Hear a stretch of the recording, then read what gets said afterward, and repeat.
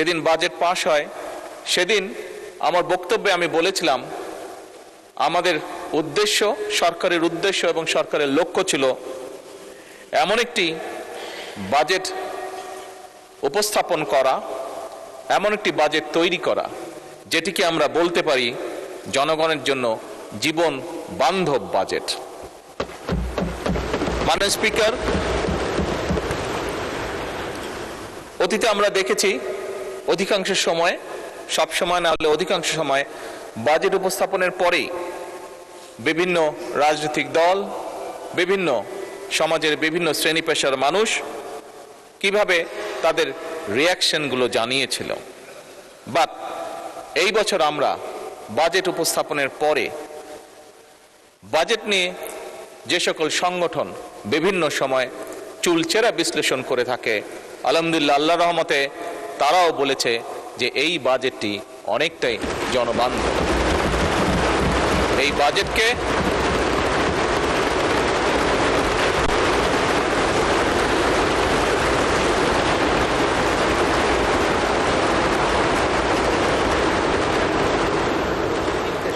বাজেটে আমরা যা করতে চেয়েছি সেই সকল সংস্থা বা সংগঠনও মনে করে যে আমরা সেটি করতে সক্ষম হব। তবে মাননীয় স্পিকার, এই বাজেটের সুফল যদি জনগণের কাছে পৌঁছে দিতে হয়, এই বাজেটের সুফল যদি জনগণের দোরগোড়ায় পৌঁছে দিতে হয়, তাহলে অবশ্যই মাননীয় স্পিকার আমি সরকারি প্রশাসন কিংবা বিভিন্ন বেসরকারি কর্তৃপক্ষ সবার সহযোগিতা কামনা করি।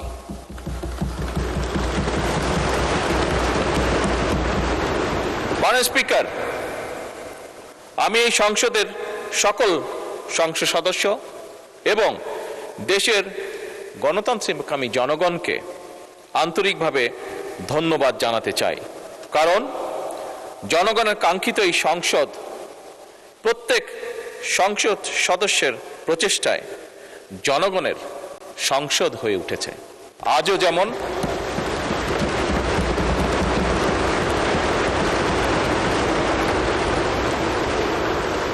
যেমন মাননীয় স্পিকার একটি বিল উপস্থাপনকে কেন্দ্র করে আমাদের মধ্যে হয়তো দ্বিমত আছে, কিন্তু সংসদের উভয় পার্শ্ব প্রাণবন্ত আলোচনা করেছে এবং প্রাণবন্ত আলোচনা করার মাধ্যমে প্রত্যেক যারা আলোচনা অংশগ্রহণ করেছেন, এমনকি মাননীয় বিরোধী দলীয় নেতাও সেই আলোচনায় সংক্ষিপ্তভাবে অংশগ্রহণ করেছেন। এই আলোচনার মাধ্যমে যে যার চিন্তা উপস্থাপন করতে সক্ষম হয়েছেন। মাননীয় স্পিকার, এটাই হচ্ছে গণতন্ত্রের সৌন্দর্য, এটাই হচ্ছে সংসদীয় গণতন্ত্রের মাধুর্য।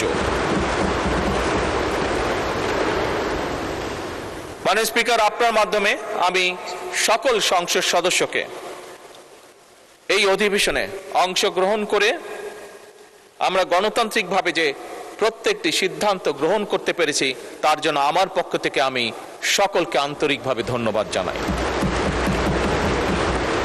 মাননীয় স্পিকার, এবার আমি স্মরণ করতে চাই কিছু মানুষকে, কিছু সময় যে মানুষগুলো তাদের জীবনকে উৎসর্গ করেছিলেন এবং তাদের উৎসর্গকৃত জীবনের জন্যই, যে জীবনকে তারা উৎসর্গ করেছেন তার জন্যই আজ আমরা এখানে দাঁড়িয়ে কথা বলছি। মাননীয় স্পিকার, আমি স্মরণ করতে চাই 1971 সালে স্বাধীনতা অর্জনের যুদ্ধে যে সকল মুক্তিযোদ্ধা শহীদ হয়েছেন। আমি স্মরণ করতে চাই 1975 সালের 7ই নভেম্বর সিপাহী জনতার ঐতিহাসিক বিপ্লব। আমি স্মরণ করতে চাই 2013 সালের শাপলা চত্বরে গণহত্যার যে সকল ব্যক্তি শহীদ হয়েছেন। স্মরণ করতে চাই 1990 সালের স্বৈরাচারী বিরোধী আন্দোলনে যে সকল রাজনৈতিক কর্মী শহীদ হয়েছেন, যারা বিভিন্নভাবে ক্ষতিগ্রস্ত হয়েছেন। স্মরণ করতে চাই 2009 সালের বিডিআরে বিদ্রোহের নামে যে হত্যাযজ্ঞের কালো অধ্যায়ে যে অফিসাররা শহীদ হয়েছেন।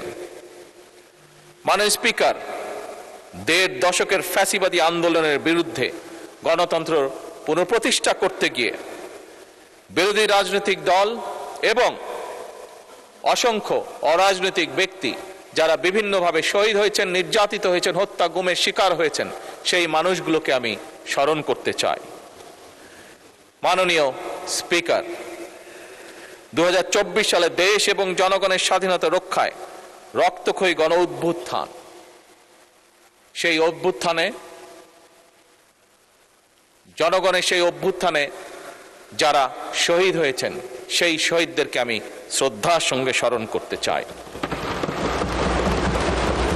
মাননীয় স্পিকার, বাংলাদেশের স্বাধীনতার পর বিভিন্ন সময়ে ইতিহাসের বাঁকে বাঁকে এমন প্রতিটি আন্দোলন সংগ্রামে অসংখ্য অগণিত মানুষ যাদের নাম আমরা জানি না, যাদের অনেককেই হয়তো আমরা চিনি না, এই মুহূর্তে আজকের এই দিনে এই ঐতিহাসিক মুহূর্তে সকল ব্যক্তির প্রতি আমি শ্রদ্ধা জানাতে চাই, তাদের রুহের মাগফিরাত কামনা করতে চাই।